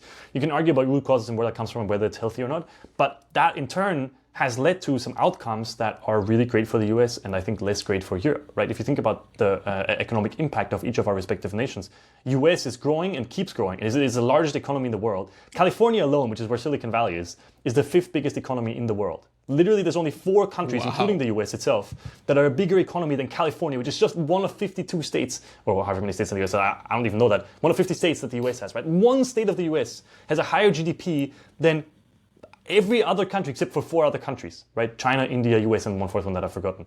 That is ridiculous. One state of the US out of 50. No other country in the world has really figured out the how to do that at scale. That's why the US has been the powerhouse of the world for the last however many years. That is why, because their core culture is, how can I make an impact on this world? Now, again, right, like all these things you have to look at as trade-offs, right? The US is making huge trade-offs in return for this. One of the ways that the US, one of the reasons why this is the case in the US is because there's no fallback, there's no social security in it. And so people inherently have to work hard, otherwise they die, literally, right? There's nobody that will catch them. That's not the case in Europe. If you don't work hard in Europe, the social security net will just catch you and you will just have a comfortable life despite not working hard, right? And so there's less incentive to work hard. Corollarily though, in the US people die, right? There's lots of homelessness, there's lots of negative effects of this too. Like, I'm not saying that's a good thing, it's just a cultural difference that's very different. And one of the impacts is that the US is an economic powerhouse. One of the other impacts is that they have lots of homeless people and lots of people that are very poor off and that aren't treated very well within the US that don't live great lives, which is less the case in Europe, where there's less homelessness and less people that don't live great lives. So it's a trade-off. I'd argue now, having lived in both places, for me personally, the way that I am, I care about making an impact in the world. I care about achieving things. I like doing I love doing what I'm doing. You know what I mean? Like, I love programming. I love solving problems. I love just having passion for what I do. And so I want to be in a place where that is reflected in the other people that are here. And so that's why I moved to San Francisco, is because everybody here is that exact same way. That might not be the case for everybody, right? If you're in Europe and you're listening to this and you're like, well, I just want to have a comfortable life, that's great. You're in the right place for you, right? Like, that's perfect. That's where you want to be. And that's totally fine. There's no judgment that I make of that. I'm just different. I don't know why, but I just really want to make an impact. And so I really want to be where other people are that want to make an impact. I don't know, that was a long ramble that went through 3 different stages, but it's so good. You know, one of the core values of the podcast is nuance, capturing nuance, and you did that like with virtuosity there, right? Because you're like, the U.S. does this, and California's GDP is so high, and so on. But there's homeless people because we have to work hard or we die. And I really much appreciate that. This reminds me of in the recent Deadpool and Wolverine movie, I guess it's not so recent, there's this one quote I keep coming back to, Max, where Deadpool's like, you know, Denmark, they're not going to put anyone on the moon, but man, they're so happy. Yeah, exactly. If you go to someone in Europe and you go like, hey, do you want to put people on the moon? The response is usually, but why? Yeah, why would we do that? It's going to cost time and money, and like, what's the point? Whereas in the US, they'd be like, yes, let's make humanity a multi-planetary species, you know? And I think that really captures the difference there. I want to come back to one thing you mentioned earlier. You mentioned you wrote this. You've been active with CSS and JS. I can't believe we're moving here. You've been active at CSS and JS, and just I saw this recently on the timeline where 4 years after you wrote this thing, margin considered harmful, which we talked about in Sydney, and I agree with. Margin in CSS should just never be used, or sparingly. It's trade-offs, as you mentioned. You added to this something about tail in CSS like spacer class names instead of spacer components. So I wanted to ask you, do you still stand by this hot take? Margins should be avoided completely in CSS, except for maybe very small cases. And if so, the reason I'm bringing this up is there's so many listeners who need to hear this. I can't tell you how many code bases I go into where there's just margin everywhere. So why should we avoid margin? And what's this about spacers? Let me do an elaborate answer that ties in the historical perspective, because my blog post is sort of just the recommendation without any of the context. Let me add the nuance for you. Over the last, I would say 10 years since really React's release, the whole world has moved towards building component-based systems in the front end, right?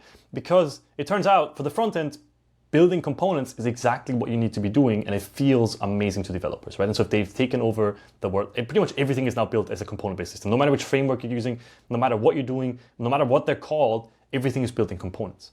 Now, the only way that a component can be useful is if you can reuse it. If you're building a component and you're only using it in one place, it's not a component. It's just you just made a function that creates something in a one-off place, right? It's not a reusable abstraction.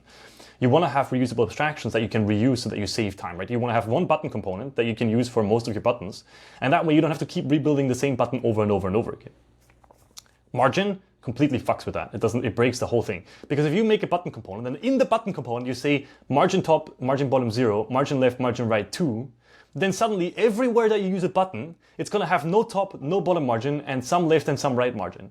But how is that ever going to be the right margin for every single instance of a button?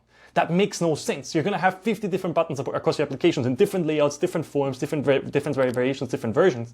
And each one of them will need to be spaced according to the parent that it's in, right? If it's on the landing page, it's going to need different spacing and different margin than if it's on in a SaaS dashboard, it's a small button next to a sidebar, right? It's just going to need to look and feel different in terms of the spacing around it.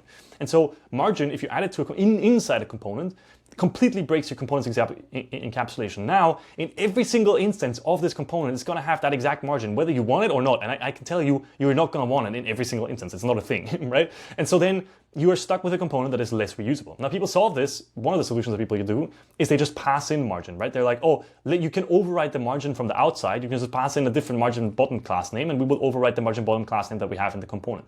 But that is stupid, because now you've extended your component API with a specific thing for spacing that isn't, and then every time you use a button, you need to pass in the specific margin to that specific button manually, which is really ridiculous. Especially, this is apparent even more so when you're dealing with lists of items, right? When you have something that is rendered in a list, then you never ever want to pass the margin to that list to every single list item. It's just unnecessary abstraction. You're just making your component really ugly.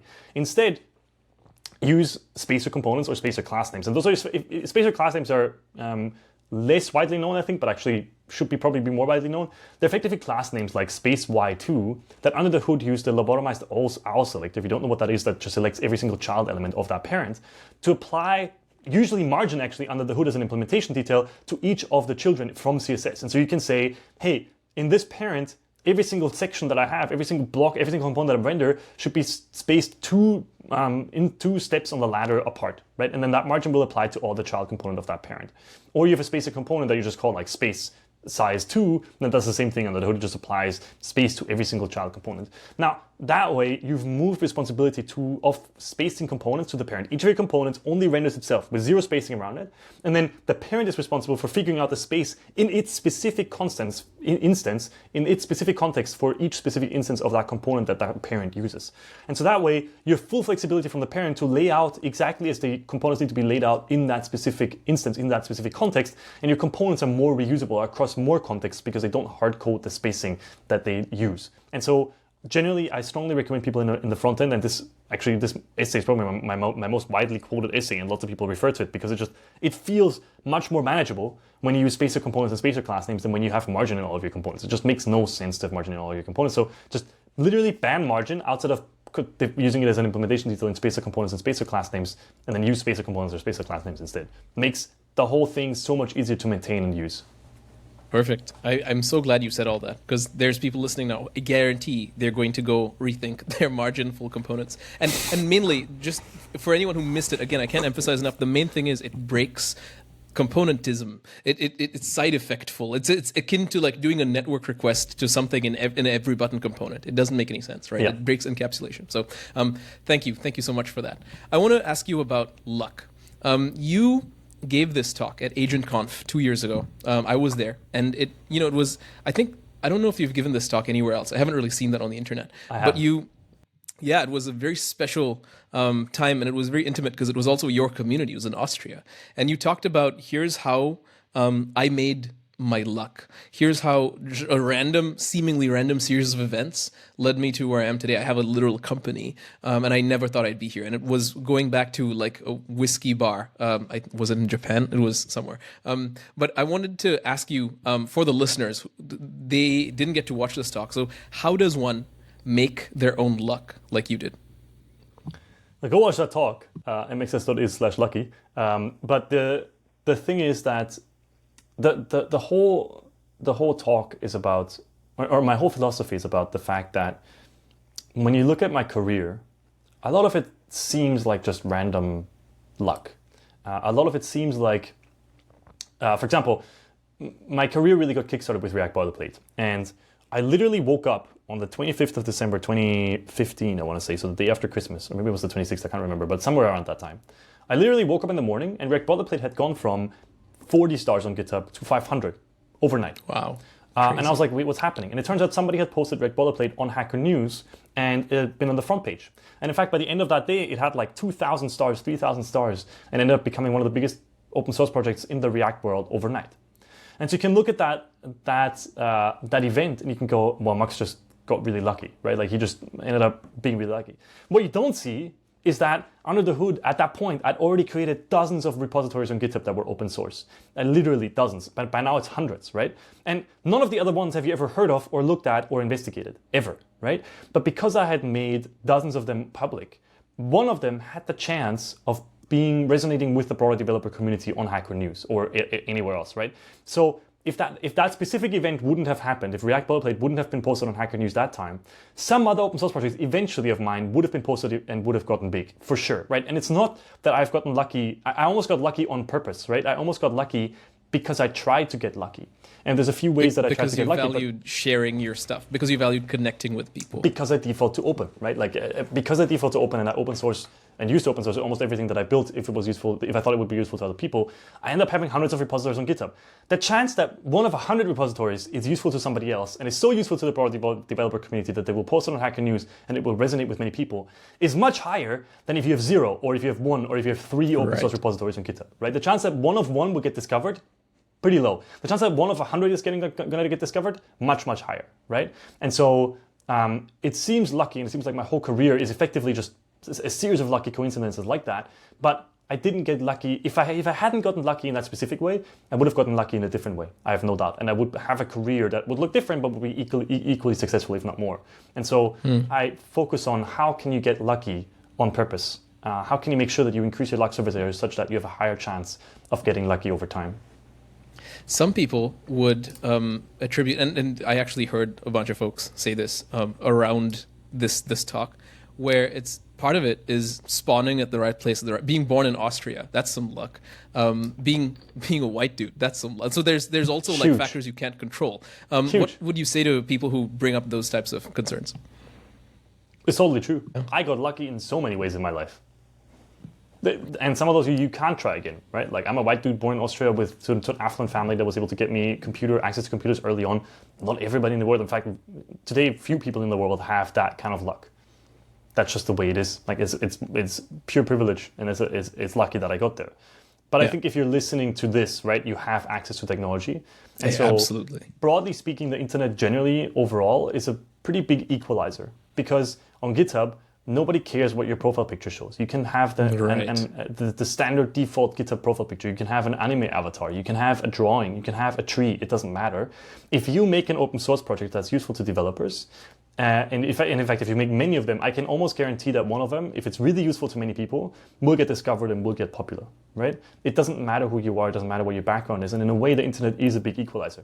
But of course, again, right, the privilege is I had the time to do that. I had the time and the freedom to build open source projects and publish them on GitHub. Not everybody has that, right? People often have to have jobs to make money and whatever else.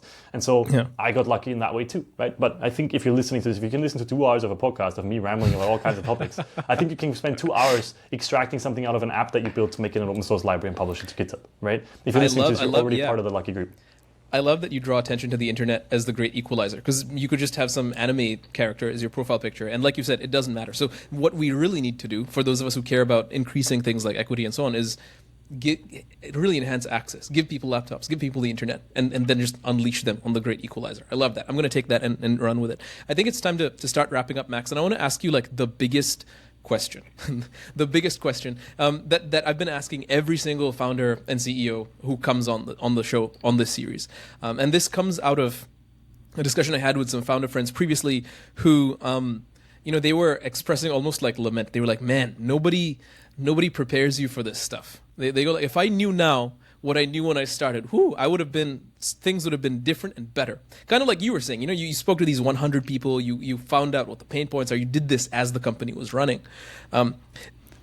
This led to another idea where we work with programming languages, we work with CSS, JavaScript, HTML, and these languages are driven by living standards, documents that change over time, but that list out, this is what a const is, this is what the div tag does, this is the details element, and so on. We got to think, what if there was something like this for co-founders and or CEOs? Like, what if there was a living standard that's here's things you can expect, here's areas you're going to improvise, here's values you need to have. What would that look like? And if such a document existed, what would your pull request include? I'm going to answer in a nuanced way. To match the theme of this podcast, I'm going to go down a rabbit hole. Yeah, do it. I think at the early stages of company building, especially if you're building a venture-backed startup, there's a very clear science that is very easy to communicate, or I shouldn't say it's easy to communicate, that people have figured out how to communicate, right? And if you think about Startup School, if you think about Y Combinator, they have figured out a repeatable pattern for people to go from 0 to 1, to go from I have nothing to having a product that solves a problem for a certain set of users. And then beyond that, there's a different science for going from 1 to 1,000, right? And finding more people like that, and et cetera, et cetera. But that 0 to 1 stage is pretty clearly mapped out at this point. Now, it is simple, but it's not easy, right? The difference between simple and easy is really important. It is simple, right? You need to iterate quickly. You need to move fast. You need to talk to lots of users. Like those things, there's a lot of trite advice that you're hearing over and over again. And that advice is trite because it's true. And so you're hearing it over and over again because it works, right? The things that Y Combinator explains in Startup School are really easy to listen to. Talk to lots of users, move fast, iterate, like ship quickly, ship before you're comfortable. All these things, very easy to hear, very simple. They're simple statements. They're extremely difficult to actually put into practice properly. But those that do, those that fight through the difficulty of putting that simple advice to practice, have a much higher chance of being successful. So that part needs to be included, and I think that part is very well understood. I think once you're beyond the stage of 0 to 1, then the advice ends up having to be very nuanced. And it has to be nuanced to the business that you're building, right? At Stellate, we are selling GraphQL edge caching with partial query caching to a persona of GraphQL platform teams and DevOps teams at e-commerce and news organizations, right? That's a very specific set of sentence, right? Like that's a very specific words that we figured out over 3 years of thinking about this. Any advice that we now get has to be specific to that situation, which is why advice, generally speaking, has become much less useful, because the problems that our business faces are now no longer the generic problems of like, how do I build a company, right? The problems that our business faces now are very specific to our specific situation. And so trite general advice generally doesn't land anymore. It doesn't work because it doesn't take our context into consideration. And so such a document would have to focus on the early stages because that is repeatable. But then on the later stages, you just kind of have to figure it out yourself. I don't know what I would add because I can add things about e-commerce and news organizations that use GraphQL at scale and how they use GraphQL edge caching. That's not going to be useful to anybody else, right? My methodology for how I arrived at that sentence is useful, as I explained it earlier, right? And I would probably PR that. That's an early stage thing that you can do. But beyond that, it's like once you have a thing that works, you got to actually figure out how to make it work better or how to expand from there or how to do these things. It's sort of, I don't know of a way to give advice that's repeatable, that's helpful in that stage. Yeah, and it's all on you. Oftentimes, a lot of our guests say that it's the loneliest place to be. After you're past the early stage and you've got to figure it out yourself, so what they would say, a lot of folks added, like, find a community, find other people who are in the same stage startup where you can at least like lean on each other because it gets very quiet. at that position. I agree. I think part of the reason why it gets quiet is because the problems become about So personnel. The problems specific. become they become about specific humans, right? It's like, oh, we hired an engineering manager that doesn't actually Yeah. match the culture of the organization that we've built. Now I need to deal with that. How do I give that person constructive feedback that will potentially get them into move in the same way that we want to move? Yeah. And if that doesn't work, then how do I fire them, right? You can't really go publicly and talk about that. Like, that's not a thing, Yeah. you know what I mean? Like, inherently, the job becomes much lonelier once you manage people, which is also why you often see people managers, like, there's a Twitter community of developers.